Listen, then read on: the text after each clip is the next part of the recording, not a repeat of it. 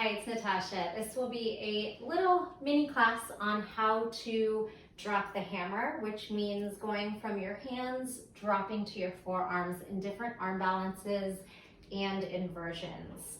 So let's start with a good warm up, and then we'll just practice a few different ways to do it, dropping onto the forearm or swinging into it. And you will want some wall space to modify if you are not ready to hold a handstand or pincha. You kind of move from forearm to hand, switching.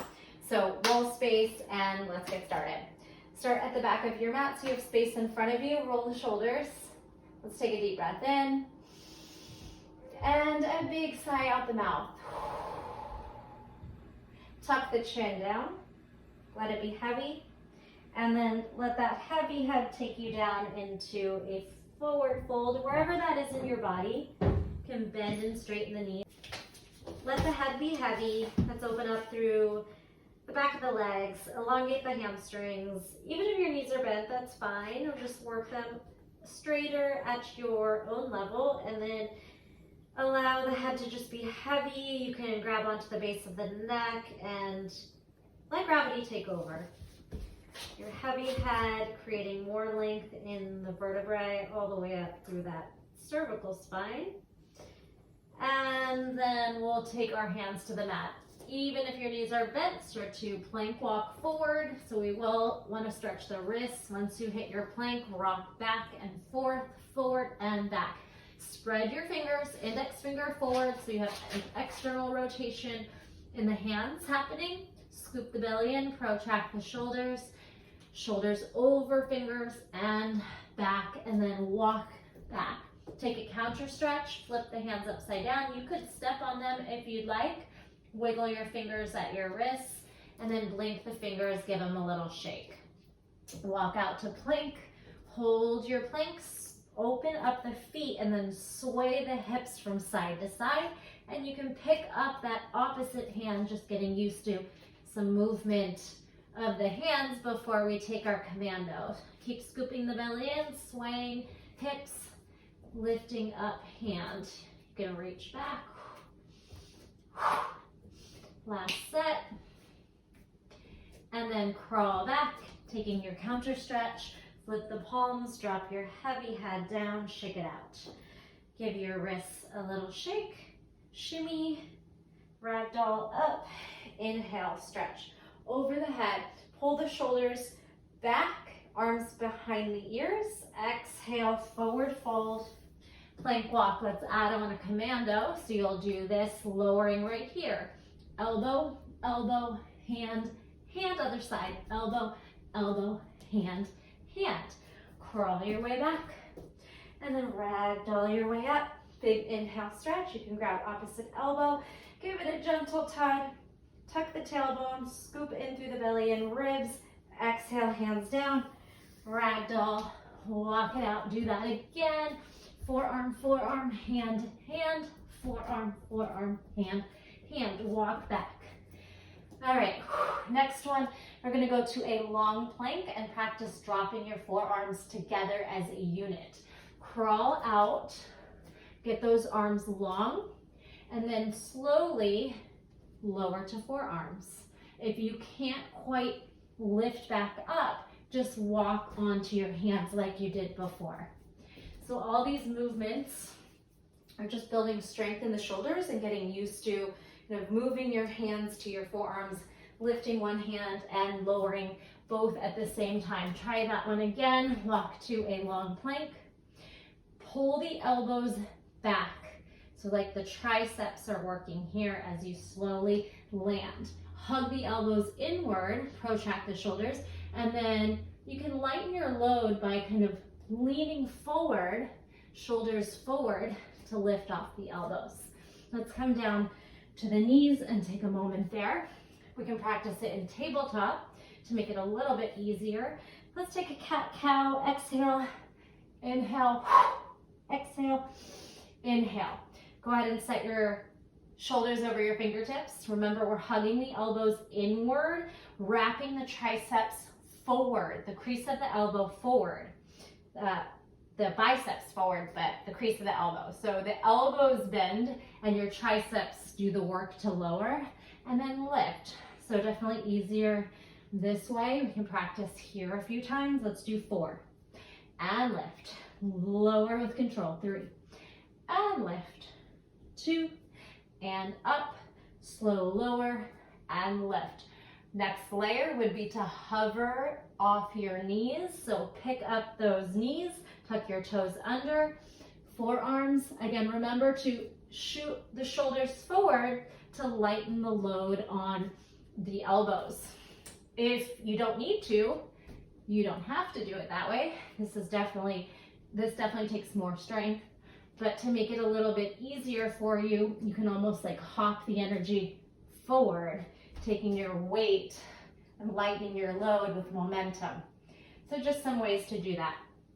All right, counter stretch on those wrists, circle out the shoulders, give them a little swing.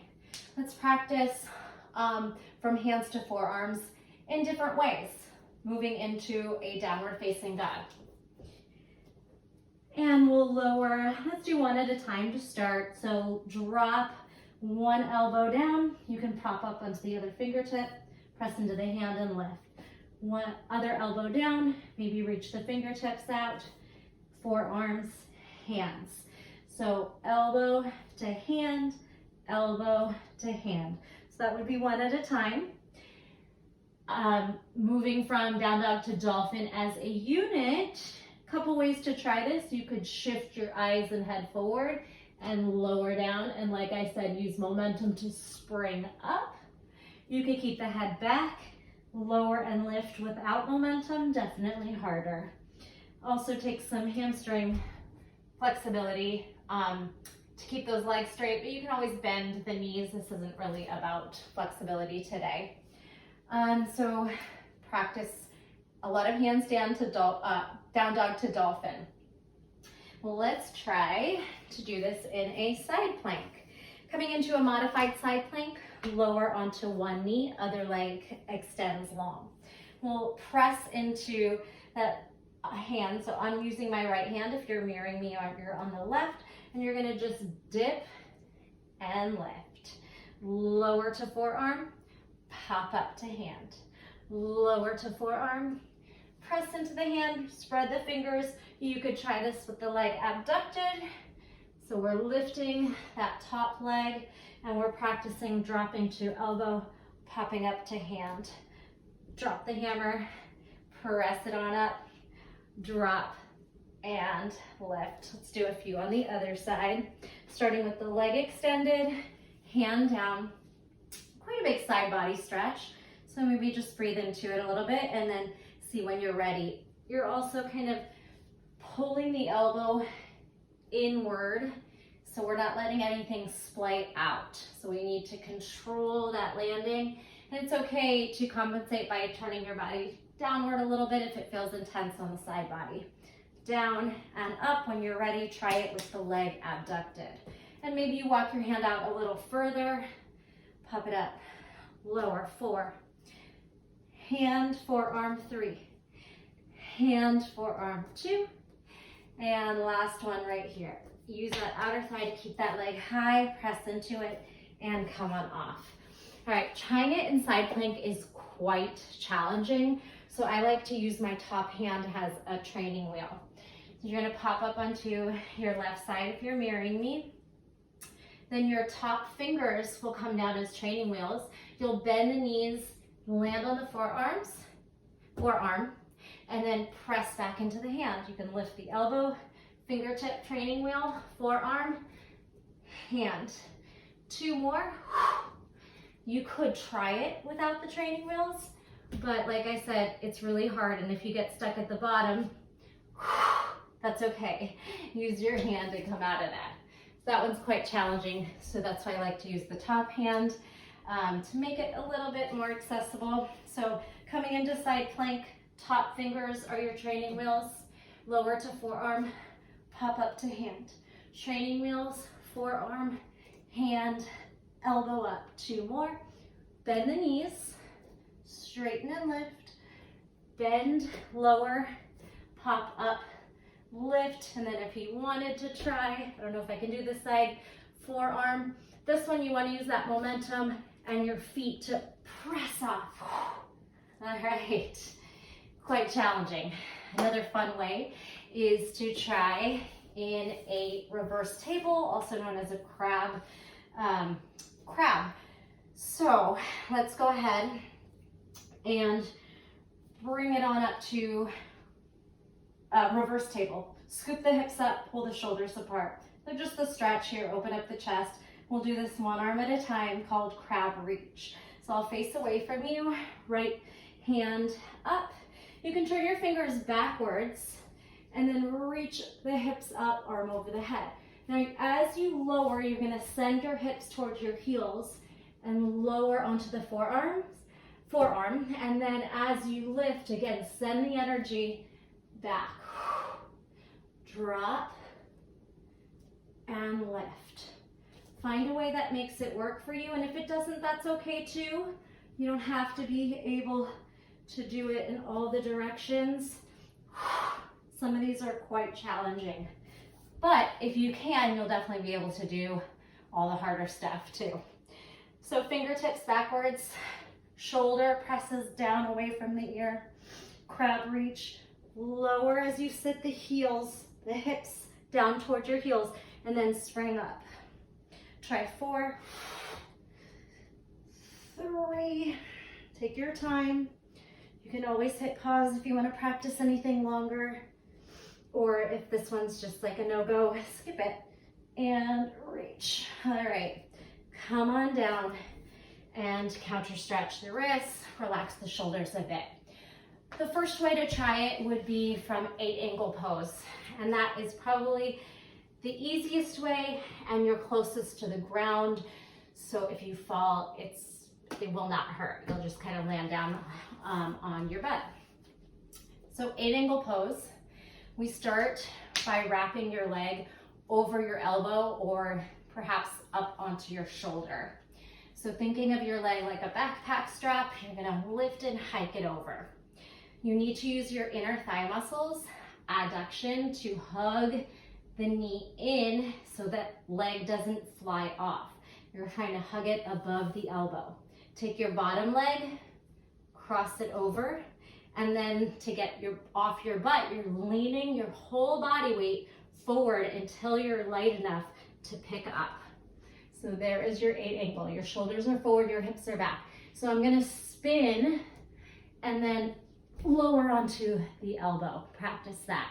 To come out of it, quite hard, but again, it's that energy forward. Oof, I fell out of it. See, you'll just land on your butt. Really no big deal at all. So practicing dropping, you might not be able to get up right away. This shoulder's been bothering me, so I'm gonna try the other one.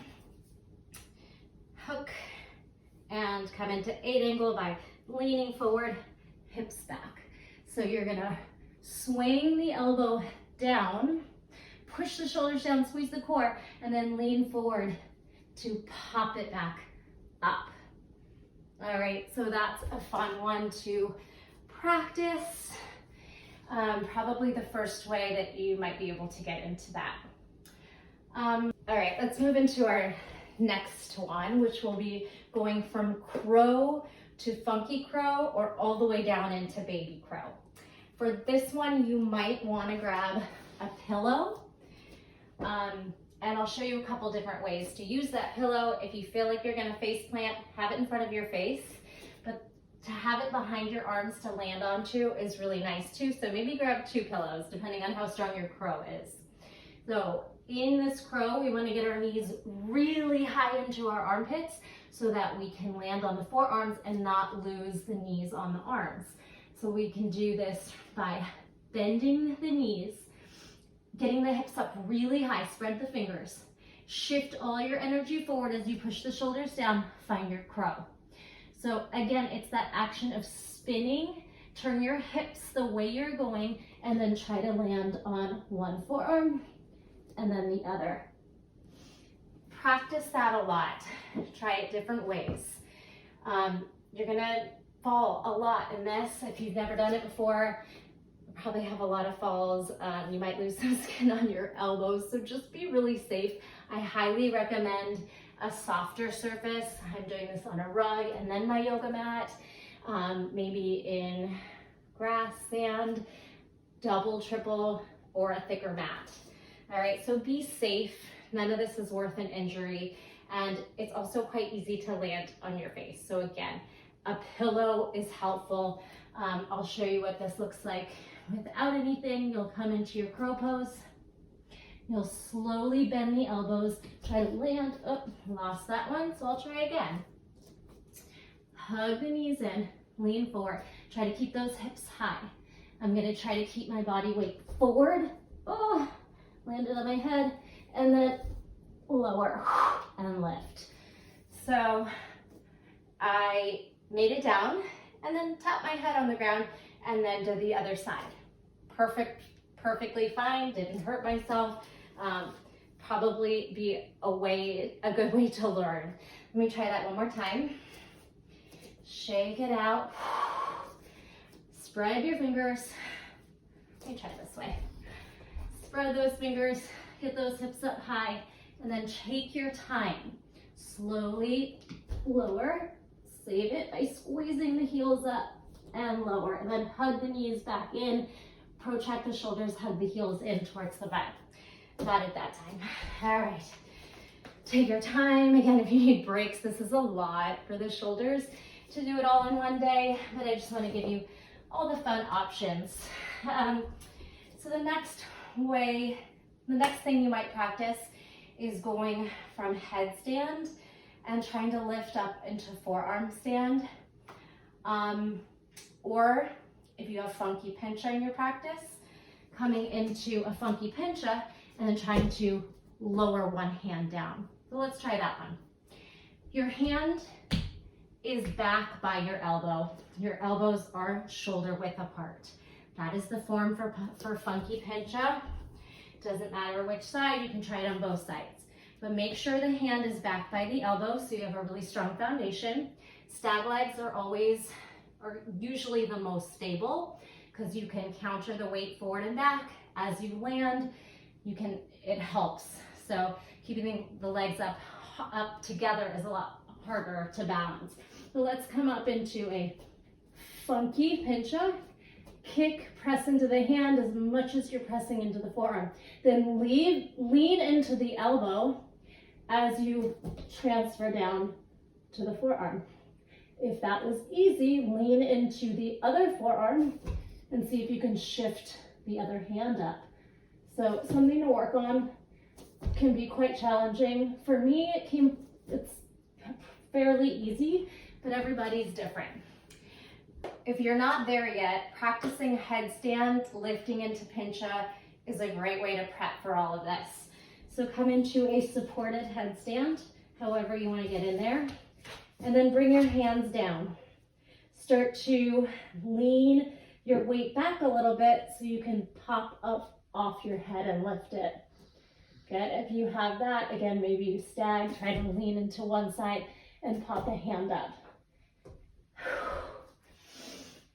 Lots of fun ways to practice. Don't forget, you can absolutely have your body to a wall. So facing the wall makes this a little bit easier because you can drop in and really lean your weight into the wall. So just to show you, so let's say we're gonna try our handstand to forearm. So you probably won't be strong enough to lift all the way back into a handstand, but you could practice here. Forearm, hand, forearm, hand. If you are trying it with yourself away from the wall, you'll put a stag leg foot on the wall, but then you'll be moving away. So you'll have to try and do the landing possibly without the foot touching the wall, which is a great way to progress from facing the wall. So if you are doing it that way, you'll still have to be able to catch that landing. So if I'm going from handstand and then I'm going to try to lower, let's say I'm trying both. I'm going to try to lower and then you might fall out of it or you might catch yourself. All right, so Just so this class isn't super long, I'm gonna practice going from handstand to funky and then show you what that full drop the hammer looks like from hands to forearms. So again, stag legs is probably your best bet on these. Let's try it. And also, you might practice starting with your hands at an angle so that when you lower, you're in the correct position. You can practice trying to lower. So there's different ways to do this. And again, be safe, do it at a wall if you don't have a strong handstand. So I'll show you. Kick up into your handstand. Once you have it, you can either spin and twist and turn down or step your hand out and lower. All right, so you're in funky and maybe you go to Pincha. Practice what works for you. Again, I like to pick up my hand and then lower down. I sometimes see people starting the handstand in a stag so that when you lower, nothing had to move. All right, that way is easier, I'll say. All right, so the full shebang, handstand to Pincha. You want to have strong upper body. So all those warm-ups are really important, and also being able to do a lot of chaturanga, push-ups, and have a strong inversion. Coming into your stag leg, keeping some weight over the head so the hips stay high. Almost taking a slight back bend will help. And then hug the elbows inward and drop. So I fell out of that one, no big deal. Probably not gonna hurt yourself if you're able to keep strong forearms under the shoulders. You won't hit your face. And again, a soft padded landing is helpful. So I'm gonna try that again. My shoulders are kind of spent. I've already done a lot today. So let's try that again. Coming into handstand, keeping some weight back, bend, land. All right, so sometimes your elbows will feel wide. I like to kind of hop one in to get a strong pincha after I land, but usually my elbows do go a little wide naturally. That's probably gonna happen. So I'm gonna try it with straight legs, but that is the hardest way. And then we'll call it a day. Let me know how this all goes and if any of this was helpful for you. So let's see what I got. In straight legs, it's still helpful to take like a mini scorpion back. So you could straighten, you could take the legs back a little bit, or bend, mini scorpion, and land. Then you could straighten it out. All right, be sure to relax, do some calming stretches. Child's pose will feel really good. Some nice calming breaths, and I will leave you here today. Thanks so much. I hope this was helpful. I'll see you next time. Let me know if there's any other tutorials you'd like to see from me. Thanks.